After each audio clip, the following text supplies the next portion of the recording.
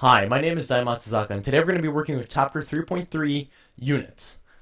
Now, we actually worked a little bit of units already. If you recall to the video, I think 3.1, we worked with ratios, proportions, and rates. Well, units is basically what rates are, right? When we talk about, in this case, for example, a car moving at 100 kilometers per hour, well, okay, I mean, that's the unit is just kilometers over hour. It's a rate, right? And we can work with proportions to find out these units and equations following the units. So let's work with it. 100 kilometers per hour. So we know that this is 100 kilometers per 1 hour. I'm not going to write the divide by 1 because it's redundant. Per hour. So this is equivalent to the ratio or the ratio 100 to 1. How many kilometers could the car travel in 10 hours? Well, let's make that x, the unknown variable, in 10 hours. Well, following this equation of proportions, we just have x is equal to 10 times 100. Simple. In other words, you want to keep the ratio constant. You can't change this ratio, kilometers per hour. So if we are increasing hours to 10, right? 10 hours, then how much kilometers do you have to go? This is equal to this. So what is x? This is how we find the x value, right? We just multiply 10 on both sides. And then you isolate for x, you get 1,000. And that's really, it's quite simple. You just have to figure out how to kind of formulate your equation. Once you get the equation, it's easy, right? But getting there is the difficult part. So, when we're given a rate a over b, so a over b could be like meters over seconds, or it could be, who knows, kilometers over hours. It's quite common.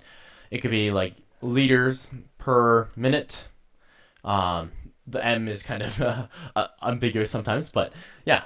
Either way, we can always have a lot of these rates. Well, what we can do, where like it's like almost like you're computing with units, is where you can actually multiply things like meters over seconds by seconds.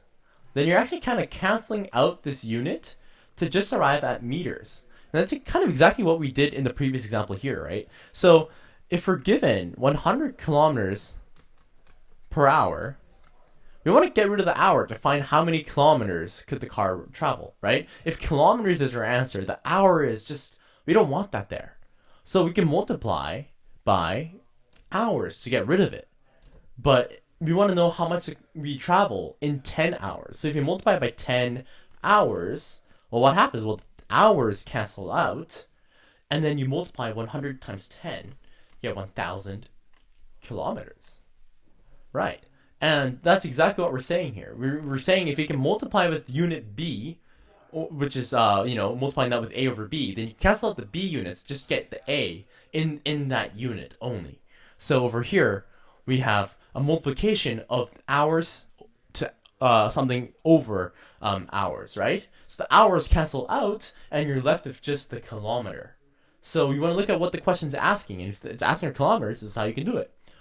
Also, you can do the opposite, right? So if you're given, say, seconds over meters, right, and you want seconds, well, I mean, just multiply this by meters. And then you get seconds as your answer, right? So you can actually multiply units and cancel them out, basically. Example 3.3. Suppose a car is traveling at 100 kilometers per hour. How could it express the same rate of speed in units of meters per second? Well, this is exactly where we're going to be using that previous ratio theorem, okay? So it's going 100 kilometers per hour, but we want meters per second, right? So we got to get rid of this kilometer, but how do you do that? Well, we need to divide by a kilometer, right, over meters. But we can't change the ratio, so we need to multiply by 1. So how many meters is a kilometer? Well, 1,000. So if we multiply here by 1,000 meters over 1 kilometer, then this is still not changing the ratio, because kilometer meters, well, 1,000 of them is the same as 1 kilometer. Then by the following, by the theorem before, we can cancel out this kilometer and kilometer, and we arrive at 1,000,000 meters over hour. Then at this point, we want to figure out how much seconds. Well, how much seconds are in an hour? Well, let's take it step by step. So I'm going to denote this big number as just capital A. So we have right now A meters per hour, right? We want to change the hours to seconds. Well, let's just multiply, right? Multiply hours over minutes.